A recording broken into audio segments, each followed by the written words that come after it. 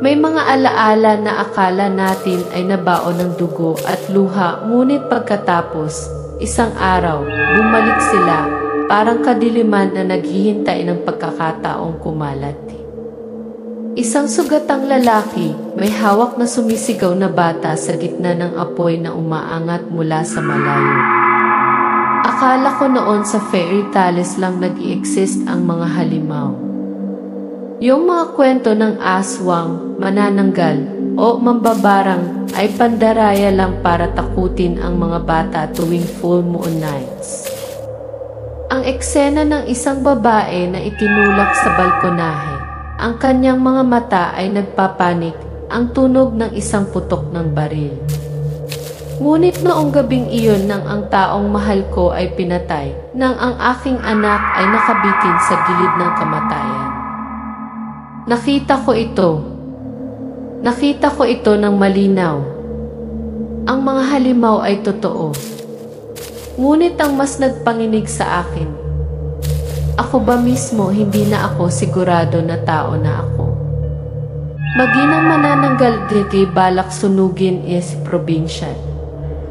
Isang totoong kwento na hindi kailanman nangahas na banggitin ng mga tao sa lugar na iyon. Ako si Ethan. Isang nakaligtas. Isang ama. Isang makasalanan. At ito ang aking kwento. Ang tunog ng ulan na pumapatak sa mga dahon, ang tunog ng mabigat na paghinga. Isang lalaki, Ethan, may sakit, hawak ang isang maliit na bata sa kanyang mga bisig, tumatakbo sa kagubatan. Mahina ang liwanag ng buwan. May mahabang bakas ng dugo sa kanyang paa. Siya ay malubhang nasugatan. Hindi lahat ng tumatakas ay makasalanan. Minsan, ang tumatakbo ay ang huling makakaligtas. Inner mind, maliit diti pansamang bahay, kasalukuyan. Tinakpan ni Ethan ng kumot ang anak, Cyrus, na mahimbing na natutulog. Umupo siya, nanginginig ang mga kamay habang hawak ang lumang sirang kwintas na may bahid ng tuyong dugo. Ako si Ethan. Isang hindi karapat-dapat na ama. Isang pinagtaksilan na manliligaw. Isang lalaking pinatay at nakaligtas pa rin. Nakatingin ang kamera sa mga mata ni Ethan, pagod, nalubog, pagkatapos ay dahan-dahang nag-zoom in sa isang lumang larawan sa mesa. Si Ethan, isang babae, Sherry, na nakangiti, at isang lalaking nakatayo sa likuran niya. Ang kanyang mga mata ay malamig, iyon ay si Jerome. Short happiness. This will home del Bansa, 3 years later. Magkasabay na nagluluto sina Sherry at Ethan. Maikli, banayad na eksena, mainit na liwanag. Sherry, masaya. Sino sa tingin mo ang magiging hitsura ng ating anak? Ang iyong mga mata, ngunit ang aking pagkatao. Ngumiti si Ethan at hinalikan siya sa noo. Voice over. It would have been the start of a family. Kung hindi dahil kay Jerome. Navy confrontation, Jerome's house, a week later. Kumatok si Jerome sa pinto ni Ethan. Pulang-pula ang mukha niya. Alam niya ang totoo. Nasa kamay niya ang isang pistola. Jerome, sumisingit sa pamamagitan ng kanyang mga ngipin. You think you can take her away from me? Pinalaki kita na parang kapatid. Ethan, umatras. She's no one's property. And the baby is mine. Fast forward, putok ng baril, bumagsak si Sherry, na bahira ng dugo ang sahig na gawa sa kahoy. Yung putok ng baril na punit ang nakaraan at kinabukasan ko. Pursuit, abandoned building, bangungot. Si Ethan ay nasugatan, hawak ang kanyang anak at tumatakbo sa itaas na palapag ng isang abandonadong gusali. Hinahabol siya ni Jerome, may hawak na baril, tumatawa ng baliw. Jerome, she's dead. Now it's your turn and that bastard. Hinawakan ni Jerome ang paa ng umiiyak na bata, nakalawit sa rehas. Ethan, sumisigaw, duguan. Wag na. Kasalanan ko to. Patawarin mo yung bata. Bumitaw si Jerome, nahulog ang bata. Si Ethan ay nagmadaling lumabas, tumalon mula sa rehas. Ang katawan ni Ethan at ang pagkahulog ng bata sa ere. Ang hangin ay umuungol. Ngunit nang malapit na silang tumama sa lupa, isang higanting anino na may pakpak ng paniki ang pumasok, hinawakan ang dalawa at pumailang lang. Hindi malinaw ang mga mukha. Tanging mga amber na mata ang kumikinang sa gabi. Hindi ko alam kung anghel ba o demonyo. Ang alam ko, niligtas ako nito. At simula noon, nagbago ang lahat. Nagising si Ethan sa isang madilim na silid, nakabenda ang buong katawan. Katabi niya ang buhay na bata. Ang madilim na liwanag ay sumisikat sa bintana. Isang babae ang nakaupo sa dilim, hindi malinaw ang mukha. Huwag mo nang subukang bumangon. Masyado pang maaga. Si Ethan ay unti-unting nawawala. Nakapikit ang mga mata, ngunit may narinig kaming bulong mula sa malayo. Simula ngayon, pumasok ka na sa mundo namin. Binuksan ni Ethan ang kanyang mga mata. Ang kumikislap na liwanag mula sa oil lamp ay sumasalamin sa bulok na kahoy na kisam. Napaungol siya ng mahina sa sobrang sakit ng kanyang tiyan at balikat. Nakahiga siya sa kama na natatakpan ng mga tuyong dahon.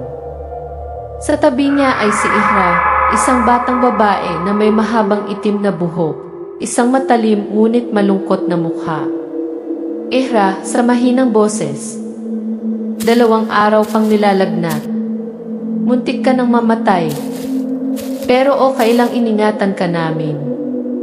Pilit na bumangon si Ethan, lumilibot ang kanyang mga mata sa paligid, mga estatwa na gawa sa kahoy, nakabaliktad na mga halamang gamot, mga sinaunang palatandaan na pininturahan ng pulang pulbos sa mga dingding. Voice over. May isang bagay hindi tama sa bahay na ito. Pero utang ko sa kanila ang buhay ko. At ang buhay ng anak ko.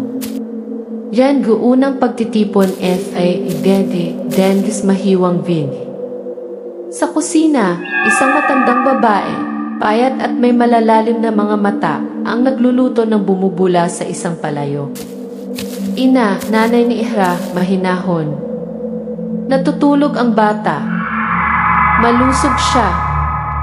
Ngunit hindi madaling maghilom ang sugat ng kaluluwa. Nagmamasid si Ethan mula sa malayo, may bahid ng dugo ng hayop ang mga kamay ni Ina, ngunit kakaibang mabait ang kanyang mga mata. Voice over. Hindi sila katulad ng kahit sinong nakilala ko. Pareho silang tao at hindi. Kahina-hinala na atmosphere, Gen V unang gabi. Sa gabi, naririnig ni Ethan ang kakaibang tunog na nagmumula sa bubong. Ang tunog ng mga pakpak, ang tunog ng hangin.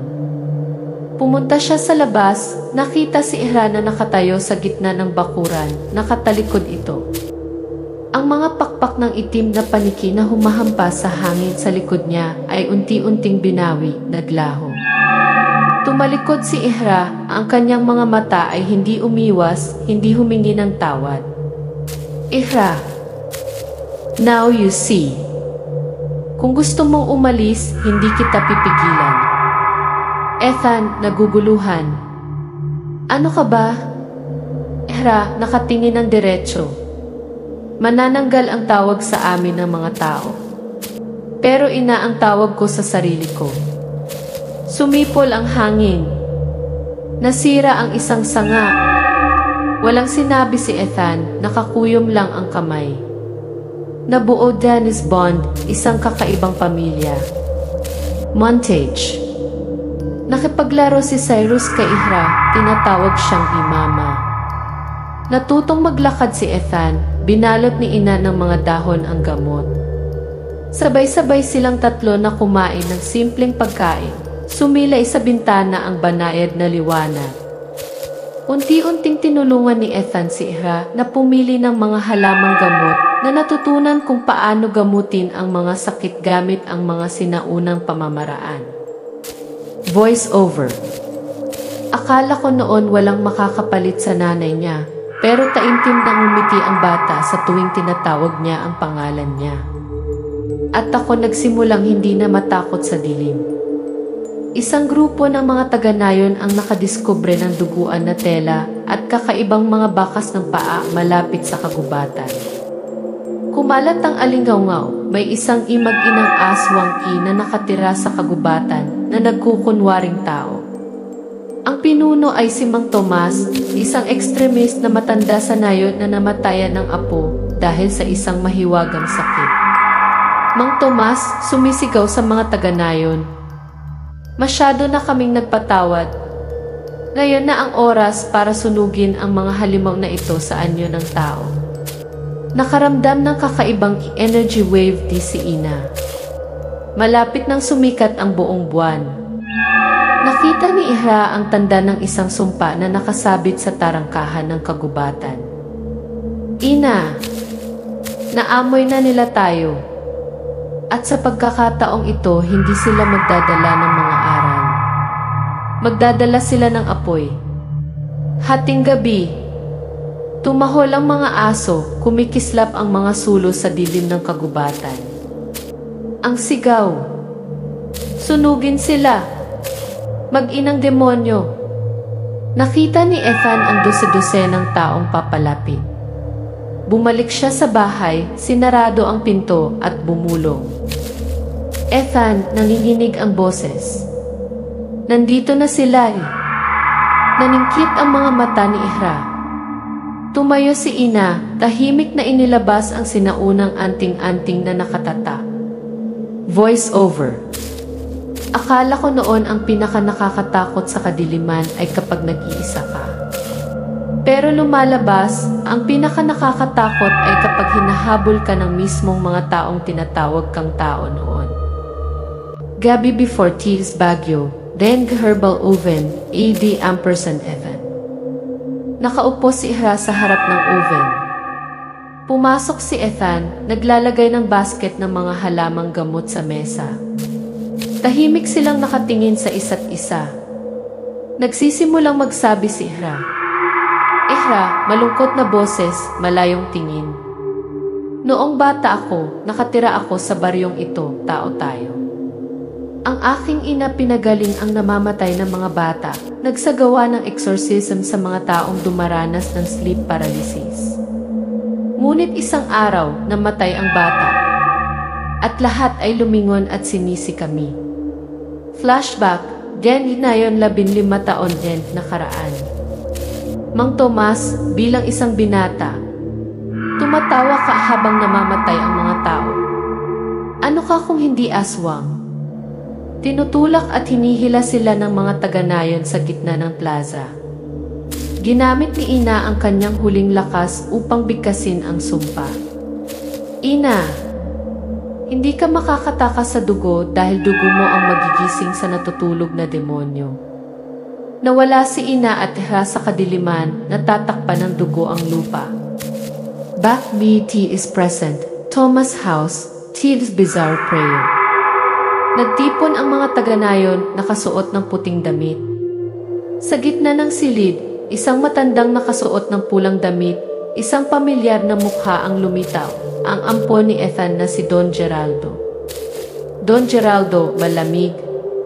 Para dalisayin ang lupaing ito, dapat dumanak ang dugo. Ang mas madumi, mas malakas. At kailangan natin ang dugo ng maitim na nilalang na iyon. Sa kanyang likuran ay isang bulag na mambabarang, nakasuot ng maskara na gawa sa balat ng hayop, bumubulong ng mga spelling sa sinaunang wika. Voice over, Ethan. Ang aking foster father ay higit pa sa isang magnanakaw. Pinangunahan niya ang nayon sa isang madilim na landas. Natuklasan din ni Ethan din katotohanan, din secret cellar. Palusot ni Ethan sa daan. Sa isang dank cellar sa ilalim ng lumang simbahan. Sa mga dingding ay mga anting-anting, mga kahoy na manika na may mga pin, mga balat ng tao na inukit ng mga rune. Isang nakapangingilabot na tanawin, maraming bangkay na nakahando sa isang mga bangang lupa. Ang ilan ay kumikibot pa rin, selyado ng buhay. Kinikilala ni Ethan ang isa sa kanila bilang isang pamilyar na tao, ang kanyang matandang guro na nawala. Voice over. Hindi nila ipinaglalaban ang liwanag. Inaalagaan nila ang kadiliman. Pagpatay, gently pagpatay, i-give misconcerns. Isang batang ngayon ang namatay matapos kumain ng sopas na pinagaling ni Ihra. Kumalat ang balita, aswang kills people. Galit na galit ang mga taga-nayon. Pero alam ni Ethan, isa itong sumpa ng mambabarang sa pagkain. Ethan, galit. Pinapatay nila ang isa't isa, pagkatapos ay sinisisi ang iba para bigyang katwiran ang kanilang kalupitan. Internal conflict, Father Ampersand past. Gabi. Mag-isang nakaupo si Ethan sa balkonahe. Natutulog ang kanyang anak sa loob. Hawak niya ang isang lumang larawan, siya, ang kanyang adoptive father, ang kanyang biological mother, pinatay noong siya ay sanggol pa. Voice over. Tama ang tawag ko sa kanya noon, naniniwala ako noon na pamilya siya. Ngunit lumalabas siya ang nagdala ng kasamaan sa mundong ito. Hard choice, I save o umalis. Babala ni Ina, ang mga taga-nayon ay malapit ng magdaos ng isang sakripisyo. Susunugin nila ng buhay ang sinumang pinaghihinalaang aswang para dalisayin ang buong lupain. Isang batang babae ang nahuli, hindi isang aswang. Ihra, galit. Gusto nilang sunugin ang anak mo. Ngayon, gusto nilang sunugin ang isa pang bata. Ethan, mahinang boses. At kung walang gagawa ng anuman ang ikot ay hindi titigil. Ritual drums, matigas dan Beauty Day, Ethan. Umalingaw-ngaw ang mga ritual na tambol. Nakatayo si Ethan sa gilid ng kagubatan. Nasa kamay niya ang pilak na kutsilyo na ipinasa mula sa kanyang biolohikal na ina, ang isa na itinulak sa bitag ng kamatayan ni Don Geraldo. Hindi ko alam kung tao ba ako o halimaw. Ngunit kung ang isang tulad ko ay makakapagligtas ng maliit na buhay. Kung gayon, marahil mayroon pa akong isang bagay na nagkakahalaga ng pag-iingat. Inilatag ni na Ethan at Ihra ang isang mapa ng lumang nayon. Sa mesa ay mga pilak na kutsilyo, mga pakete ng enchanted powder, at mga sinaunang anting-anting. Si Ina, ang ina ni Ihra, ay nakakulong sa lumang kamalig ng pagkain, kung saan nagdaraos ang mga taga-nayon ng iseremonya ng paglilinis sa buong buwan. Ihra, talagang susunugin nila ang aking ina bago maghating gabi. Kung magtatagal pa tayo, huli na ang lahat. Ethan, hindi tayo makakalaban ng direkta. Ngunit kung hatiin natin ang bakod ng bantay at atakihin sila habang binibigkas nila ang ritual, may pagkakataon tayo. Cut off, ibinabad ni Ethan ang enchanted powder sa isang glass jar. Pinatalas ni Ihra ang pilak na kutsilyong iniwan ng kanyang ama. Ang kanilang mga mata ay kumikinang na parang mga huling mandirigma. Break-in, Sealed Village, Gabi. Ang buwan ng dugo ay nakabitin sa kalangitan. Ang mga taga-nayon na nakasombrero ng tela na maihawak ng mga sulo ay nagtitipon sa paligid ng isang pare na gawa sa mga poste ng kawayan at asin. Nakatali si Ina sa platapormang bato, kalmado ang mga mata. Napapaligiran ng mga katakot-takot na simbolo ng alindog, nagsimula na ang ritual ng pagpapatawag ng sinaunang entity. Cut out, si Ethan ay pumasok sa imbernal. Ang Ihra ay lumilipad sa itaas, manananggal na anyo, maitim na pakpak, malamig na mga mata, ngunit talagang maganda. Clash, mambabarang appears. Mula sa gitna ng altar, lumabas si mambabarang, ang maitim na salamangkero. Natatakpan ng bone mask ang mukha niya. Siya ay umaawit sa sinaunang wika. Ang hangin sa paligid ay nagsisimulang manginig. Mambabarang Rares. Upang linisin ang lupaing ito, ang mga espiritu ng ninuno ay dapat magising sa dugo ng taksil. Biglang ibinato ni Ethan ang natutulog na bote ng pulbos sa karamihan. Kumalat ang usok. Ang mga taga-nayon ay nagkakagulo. Si Ihra ay lumundag, sinira ang selyo gamit ang kanyang matutulis na itim na mga kuko. Napalaya si Ina. Supernatural battle, Aire says Mambabarang. Binuksan ng Mambabarang ang isang itim na portal. Ang sinaunang madilim na nilalang, isang higante, umaaligid na anino, maraming mga mata, puno ng mga sungay ay ipinatawag. Hinarap siya ni Ihra, nagsimulang magbago ang kanyang anyo, kalahating tao, kalahating demonyo, ang kanyang katawan ay kumikinang ng malalim na pula. Ihra sumisigaw.